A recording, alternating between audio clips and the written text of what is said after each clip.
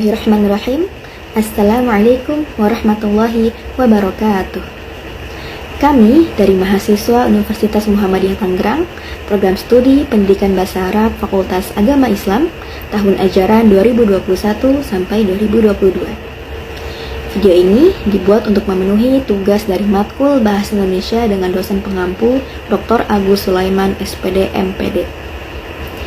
Kami dari kelompok 5 yang berjumlah 4 orang, yang beranggotakan diantaranya adalah yang pertama, Akila Nur Arsyad dengan nomor NIM 21882040018. Yang kedua adalah Firman Budianto dengan nomor NIM 21882040026. Yang ketiga adalah Nadia Agustina dengan nomor NIM 21882040025. Dan yang terakhir adalah Nur Anissa Mufriha dengan nomor NIM 21882040003.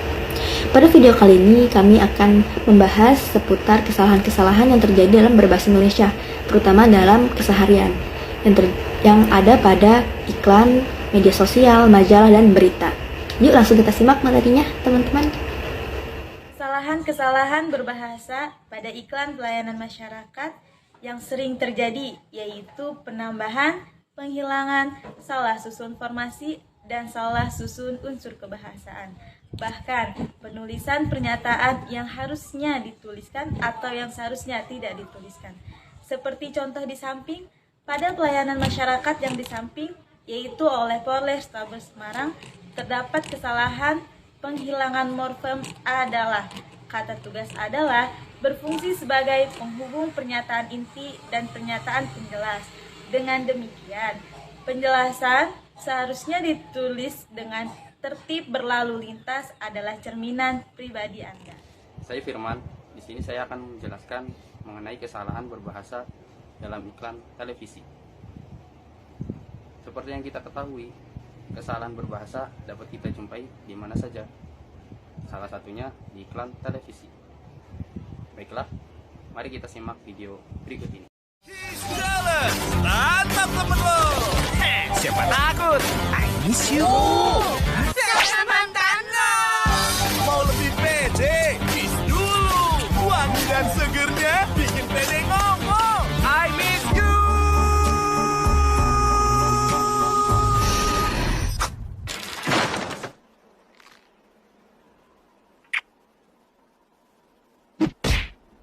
I miss you too. Kiss. Bikin pede ngomong. Nah, di video tadi ada dua kesalahan dalam berbahasa. Kata yang pertama adalah kata teman. Kata teman termasuk kesalahan bahasa yang tidak baku. Maka penulisan yang benar adalah teman.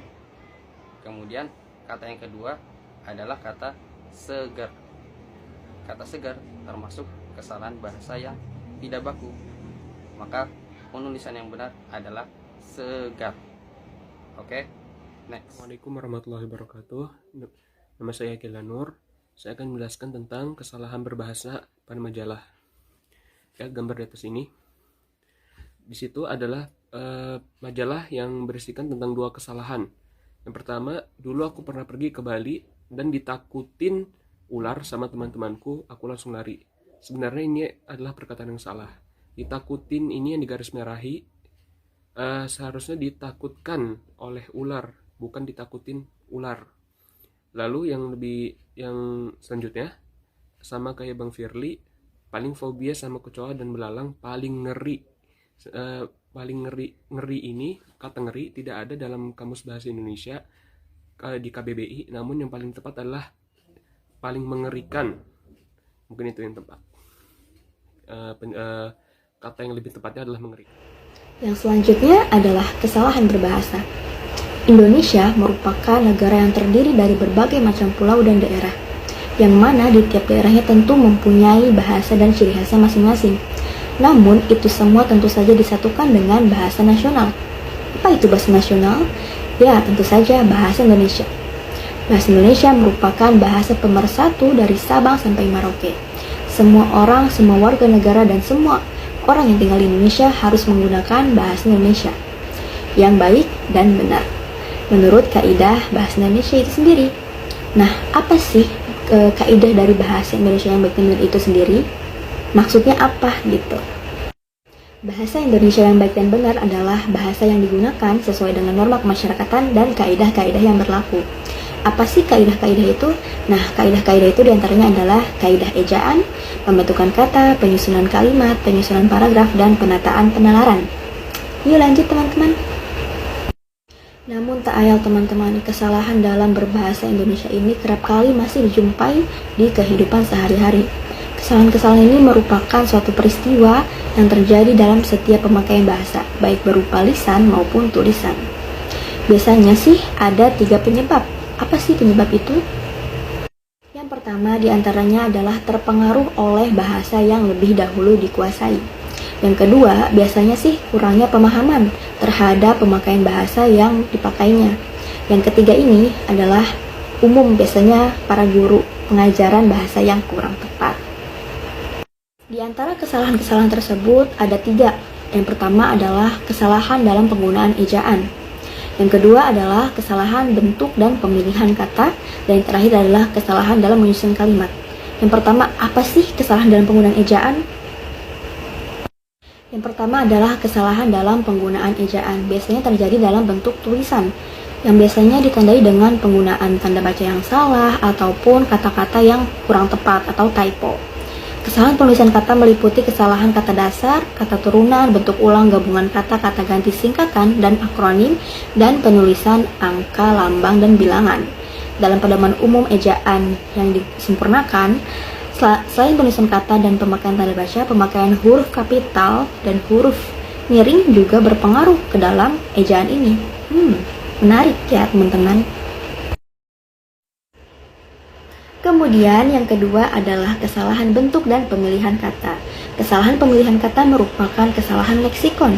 Apa sih kesalahan leksikon itu? Kesalahan leksikon merupakan kesalahan dalam penggunaan atau memakai kata yang kurang tepat. Pemilihan kata tentunya sangat penting digunakan, diperhatikan dalam proses menulis maupun membuat karangan. Karena karangan dianggap kurang berarti jika pilihan katanya kurang tepat atau terdapat banyak sekali kesalahan. Hal-hal yang perlu diperhatikan dalam memilih kata adalah ketepatan, kecermatan, kebenaran, kelaziman, dan kelayakan. Adanya kesalahan penggunaan bentuk dan pemilihan kata yang sering terjadi di masyarakat meliputi kesalahan penggunaan bentuk baku dan tidak baku. Penulisan ini terikat dengan ungkapan idiomatis. Nah, biasanya nih sering tertukar antara kata-kata yang biasanya sering kali kita dengar dengan penulisan aslinya, seperti kwitansi dengan W dan kwitansi. Kira-kira yang mana yang benar menurut kalian? Yang ketiga merupakan kesalahan dalam menyusun kalimat. Kesalahan-kesalahan dalam menyusun kalimat ini lumrahnya terjadi di kehidupan sehari-hari. Biasanya sih penggunaannya untuk iklan dan berita di media sosial. Nah, kesalahan dalam penyusunan kalimat ini terbagi menjadi 5. Apa aja sih? Yang pertama diantaranya adalah kesalahan dalam penyusunan kalimat dalam hal kelugasan. Yang kedua adalah kesalahan dalam penyusunan kalimat dalam hal kecepatan. Yang ketiga adalah kesalahan dalam penyusunan kalimat dalam hal kejelasan. Yang keempat adalah kesalahan dalam penyusunan kalimat dalam hal kehematan. Dan yang terakhir adalah kesalahan dalam penyusunan kalimat dalam hal kesejajaran. Untuk contoh dan selanjutnya, yuk simak teman-teman. Yang kedua, merupakan kesalahan dalam penyusunan kalimat dalam hal ketepatan. Ketepatan itu sendiri memiliki arti informasi yang disampaikan harus jitu atau tepat sasaran, sehingga dalam penyampaiannya harus diperlukan ketelitian ekstra, agar makna yang disampaikan tidak multitafsir atau ambigu, atau dalam kata lain memiliki makna lebih dari satu. Contohnya seperti pada berikut ini ya teman-teman. Yang ketiga, kesalahan dalam penyusunan kalimat dalam hal kejelasan. Kejelasan sendiri memiliki arti terstruktur atau jelas sehingga memudahkan orang dalam memahami makna yang terkandung di dalamnya.